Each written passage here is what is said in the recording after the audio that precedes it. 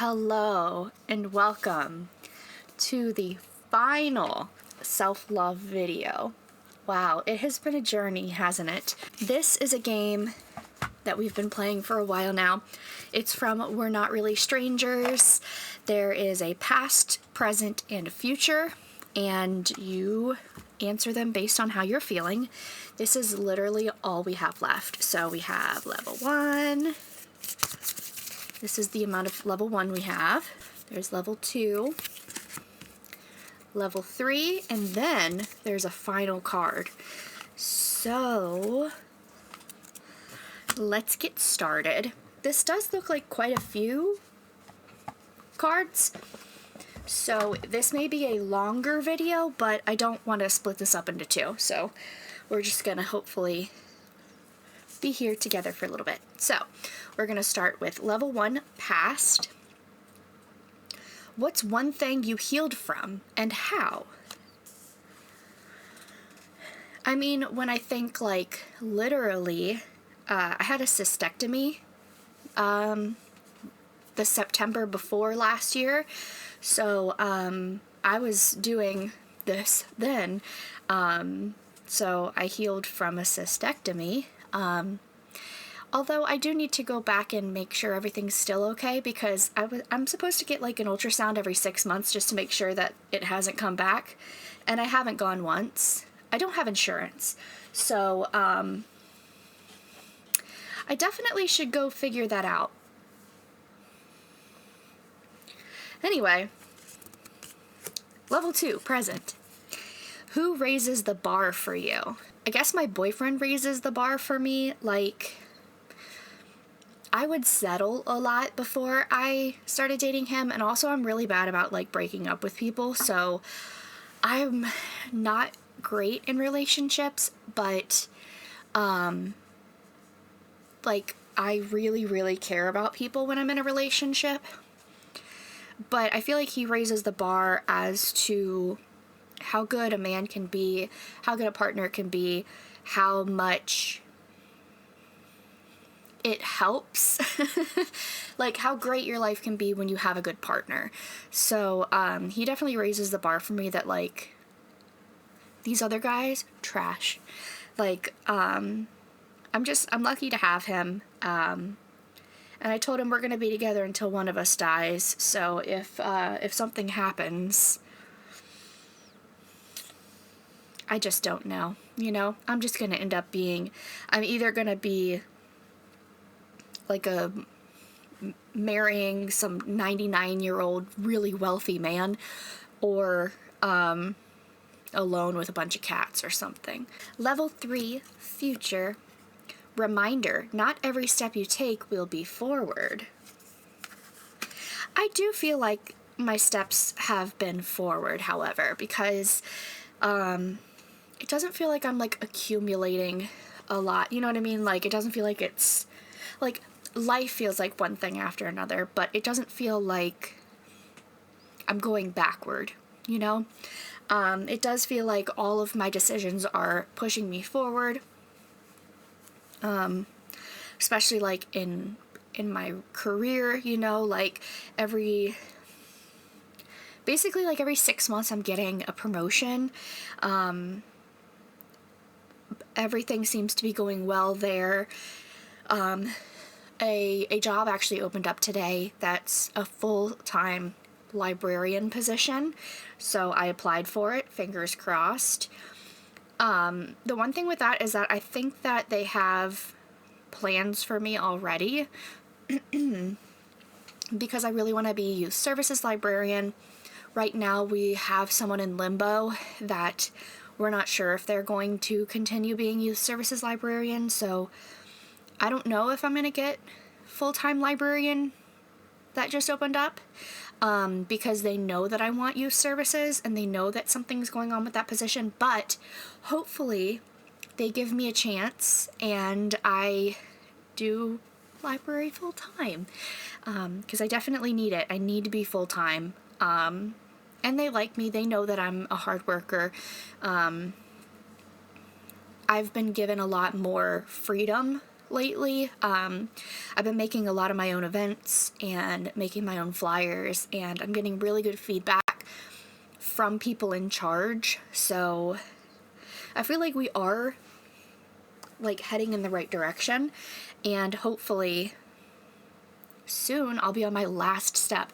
Like literally all I need is youth services librarian. I don't need to go anywhere else after that. Just give me youth services. That's all I want. So it's just crazy that like that's the next step. Like that's a little terrifying. Anyway, past. Who's made you feel good for being who you are? Send them this card. I'm not going to do that, but that's very cute. My mom and my boyfriend. Both of them. I feel like my boyfriend more so accepts me and appreciates me for who I am and not who I could be. You know what I mean? I feel more of a push from my mom to get better and do more and everything. Like, and I feel like she's a little bit more critical of me than my boyfriend is. But at the same time, I feel like an unconditional love from her that isn't necessarily there with Nick, because it's like it doesn't have to be unconditional. He doesn't owe me unconditionality in a way that kind of a mom may feel like she would. But I feel like he accepts me for where I am right now more than my mom does. But they both make me feel good for who I am and make me feel like I'm a good person and hype me up a little bit. So I like them both. Good people. Anyway, present. What's your way of loving people the wrong way? Never leaving. I just don't leave. So it's like, there have been guys that I've been in relationships with where I'm like, there is no way I'm staying with you for the rest of my life. Like, I'm not happy. I'm taking care of you, or I feel like an afterthought. You know, those are two different people, but I'm not loved the way I feel like I deserve to be loved. And then I just don't leave because I don't want to hurt them. I don't want to hurt me. I feel like maybe I rather would have been with someone and unhappy than single and fine. You know, like at least I have someone. I feel like it might be that kind of thing, like abandonment problems and also like codependency. So I loved really wrong a lot. I feel like I've told this story, but like I moved to Florida kind of to get out of a relationship. Like, it was the easiest way for me to get away from him is to move to another state. Anyway, luckily that's in level 1 past, honey. Like, I will not be doing that anymore. Thank you. But yeah, I did not love correctly. And I feel like I'm a little bit healthier with that now, but I also am never leaving with Nick, but this is actually like a good situation this time, so, you know. Level 3, future. What are you not sure about anymore?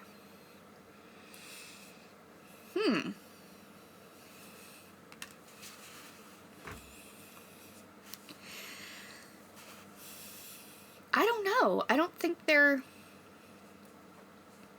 I feel like there's not anything that I'm not sure about anymore. I feel like recently I've really become aware of things that I want in my life and things that are actually quite tangible. So I don't know if there's something that like I'm not sure about. Like, I know what I want my job to be. I know I love my relationship and I want that to go forward. I love my animals. I want to foster eventually, but like not right now because Melon needs more training. I know who I am as a person more so.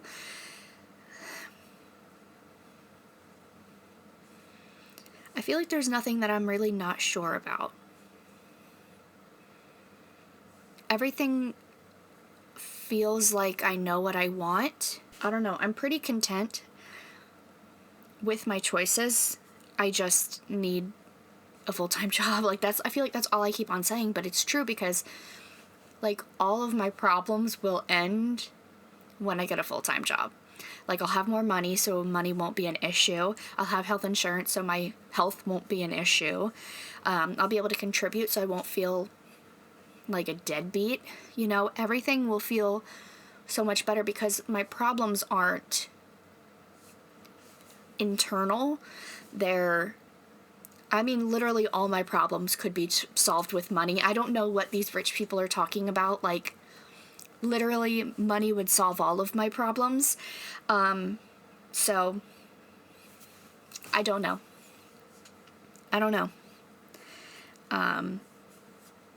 I'm pretty sure about myself right now, so I don't know. Past. When do you feel your past self resurfacing?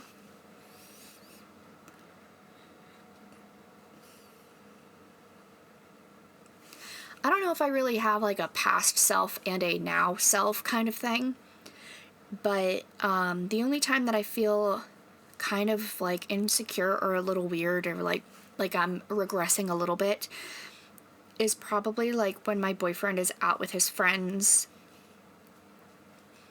or when he's out doing something, like, and I check his location because I think he's cheating on me, but it's like, logistically, I know he's not, but I'm also like a very panicky person and I worry a lot. So I make things up in my head and I'm like, well, he's cheating on me. And so I check his location, which, I mean, I trust him so much.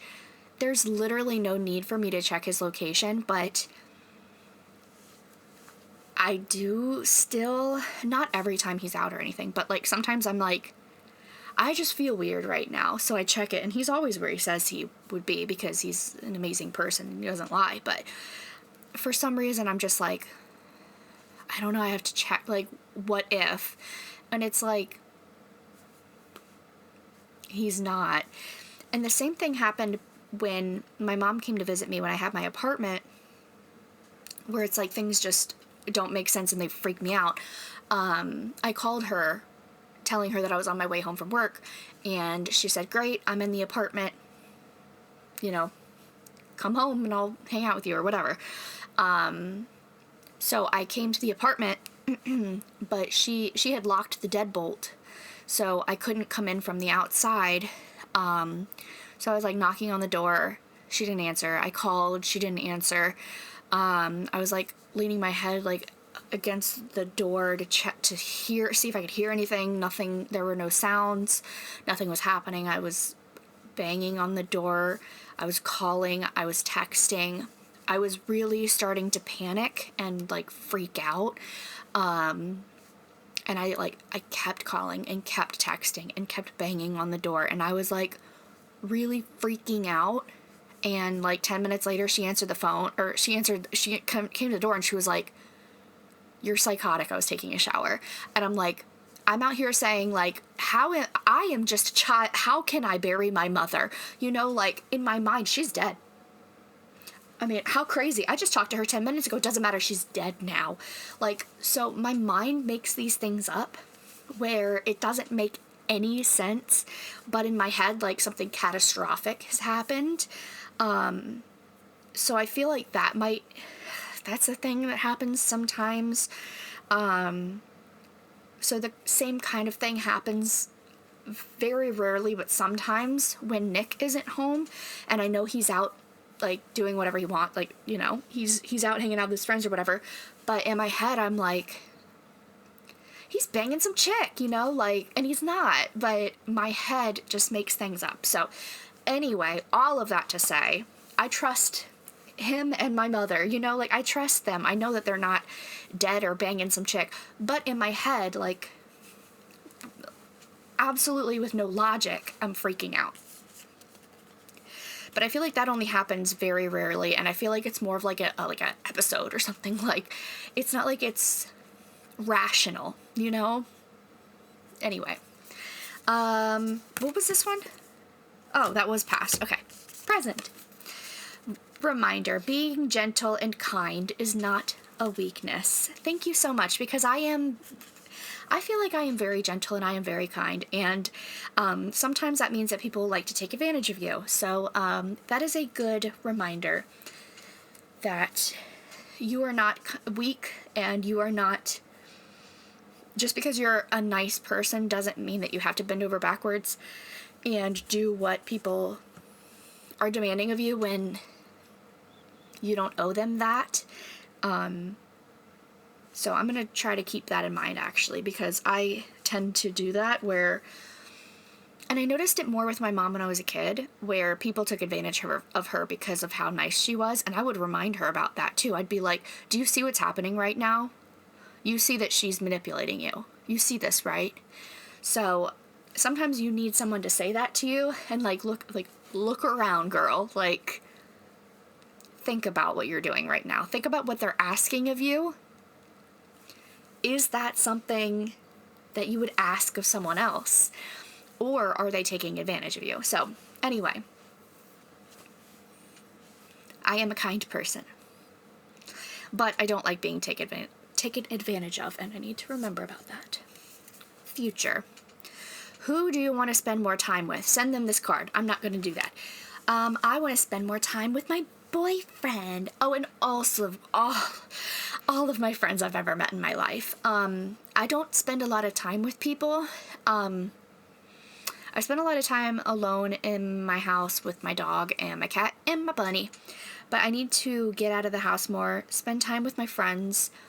I have a few friends that live nearby, kind of, not really, now that I moved away a little bit, but I have a decent amount of friends nearby, and I never hang out with them, and it would be nice to do that. Although, last weekend, I hung out with some friends because it was my friend's birthday, so we all hung out at like a little bar and hung out and had fun, and I was very proud of myself for actually going.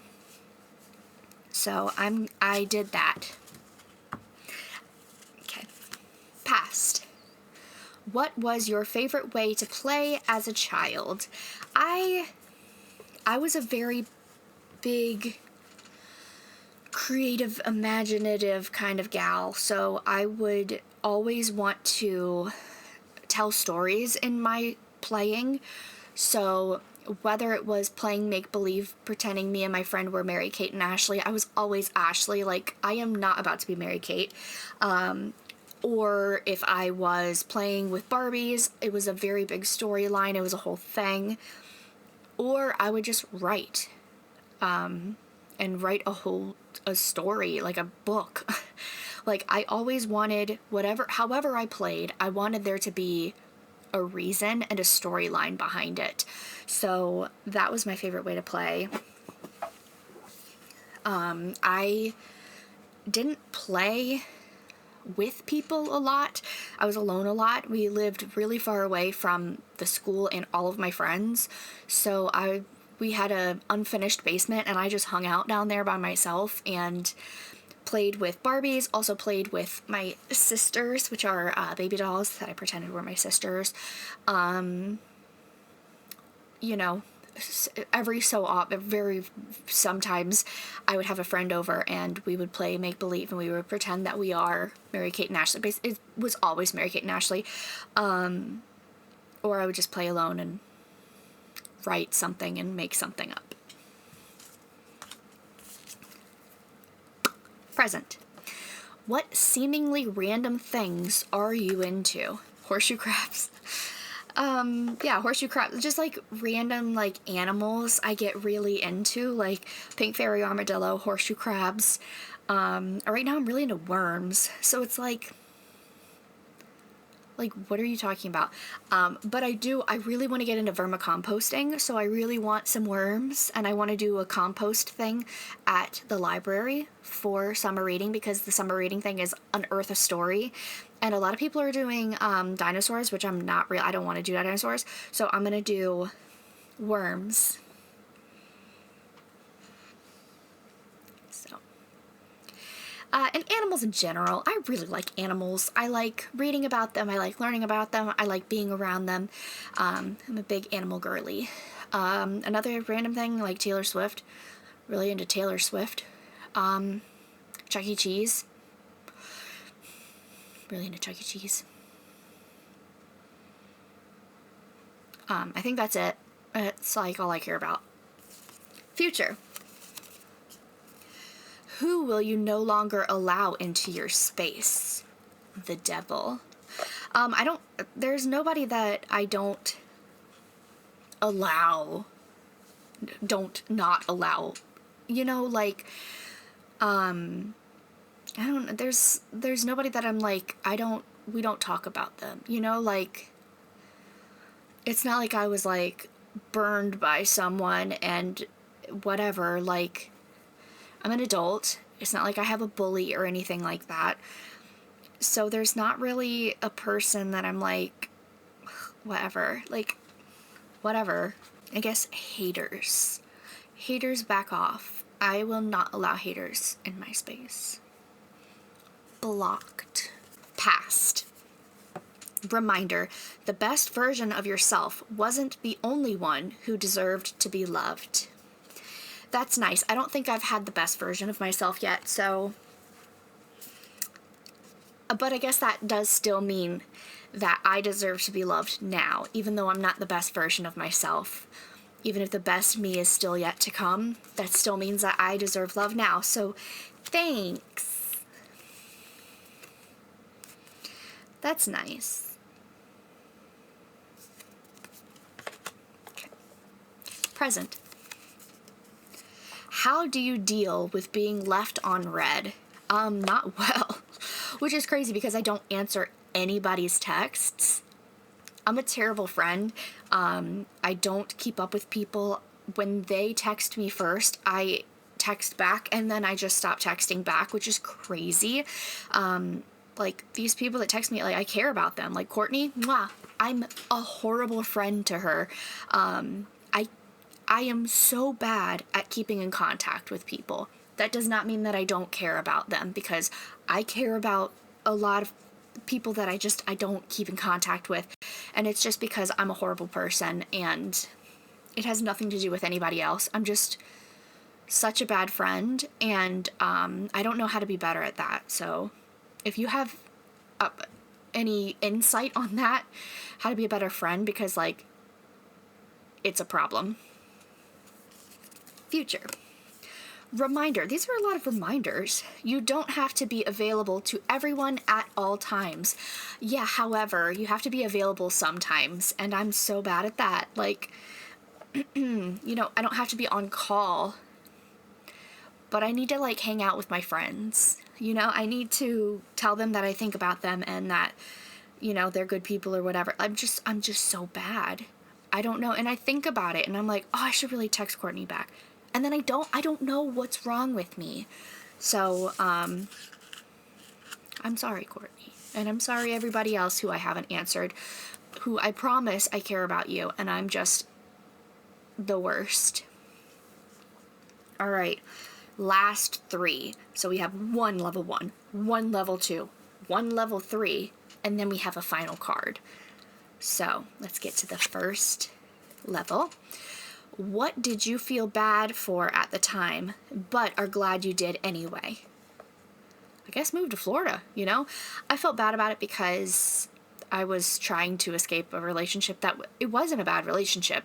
It just wasn't the right one for me. You know, it's not like I was I wasn't being harmed or anything. It's just that I didn't want to be a caretaker to someone. And I felt really bad for that because I felt like I was abandoning him, and I felt like, I don't know, I felt really bad about that, but it wasn't, you know, it's not my job, so I need to be happy too. So I'm glad I did it. I'm glad I moved to Florida. Like, look at everything I've gotten for that. I've accomplished a lot by moving to Florida. You know, I met the love of my life. I have a home with him. I have a dog. Hello, I have a dog and a cat and a bunny, and I'm happy and I'm kind of healthy, I feel like, and you know, things are going well and they're only getting better from here, so I'm glad that everything worked out. Present.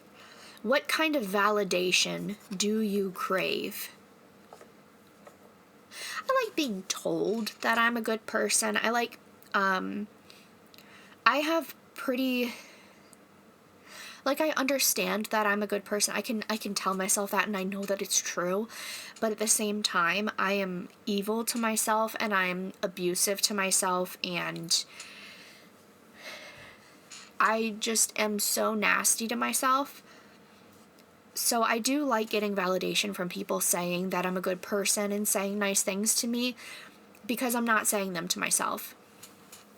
So the only time that I think about it is when someone's saying it to me. So I like that kind of validation. I also like when I tell someone that I want to be youth services librarian, I want to do like story times and stuff for kids, and they go, oh, cool. Like, I like that. Because before it was like, what are you doing? Retail.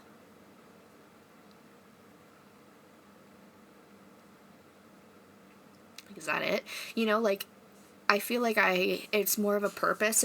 It's cool. It's a cool job, you know. It's fun. It's helpful, you know.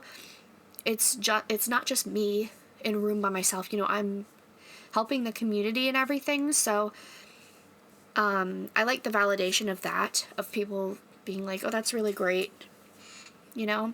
People saying that have a big heart, that I'm kind, because I am. Future. What are you trying to unlearn about love?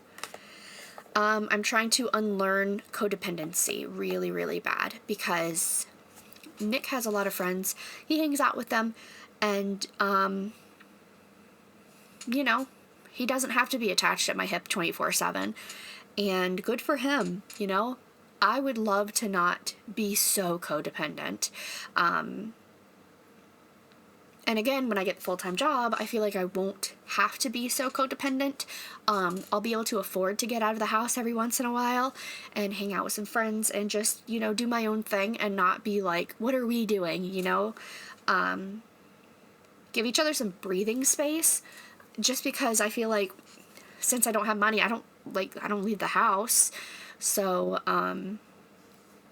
yeah, trying to be okay being my own person, because I'm not Natalie and Nick. I'm Natalie, and I need to just be okay as one single person, as instead of one half of a partnership. You know what I mean? And that is all self-inflicted completely. That was all me doing that. So yeah, try to be a little less codependent and reliant on someone else, because that's not fair to him. He didn't sign up for that. Final card. Are you ready to read the final card? Write a letter to your younger self. Tell them how you're doing. No, but I am going to talk to myself here and tell myself how I'm doing. So, who do I want to write a letter to? What year? I feel like maybe I'll write a letter to 2017 Natalie, because I graduated college in 2016. I had my bachelor's degree in creative writing for entertainment from Full Sail University. I was going to be a scriptwriter. I had so many dreams. I was really feeling positive. I was feeling good. I was feeling smart and accomplished and amazing. And then very quickly, that ended, and I felt like a failure, and I felt like the only thing I was good for was retail, because I wasn't going to move to California. I stopped writing. I stopped reading. I didn't do anything that I cared about. I just stopped everything and would just sit around all day. I felt really, really depressed, really upset. I would rack up my credit card bills on stuff that didn't matter. And I didn't have purpose in my life. I didn't care about anything. But now, I'm trying to get my master's degree. I've been accepted to start my master's degree, but I haven't started classes yet for, library school. So I want my master's in library sciences, so that way I can become youth services librarian, and I can still do the things that I love, which is, education and being around books and writing and knowledge and all of that, and also still be doing stuff for the younger audience, because I wanted to do like Nickelodeon script writing and stuff like that. I've always wanted like the juvenile 8 to 12. I've always wanted that audience. So I'm making strides towards that, doing events catered toward the 8 to 12 tween crowd, and I'm getting really good feedback about it. I have unlimited ideas and a really good support system behind me that believe in me. If I tell them, hey, I want to do this event, they're like, okay, do it.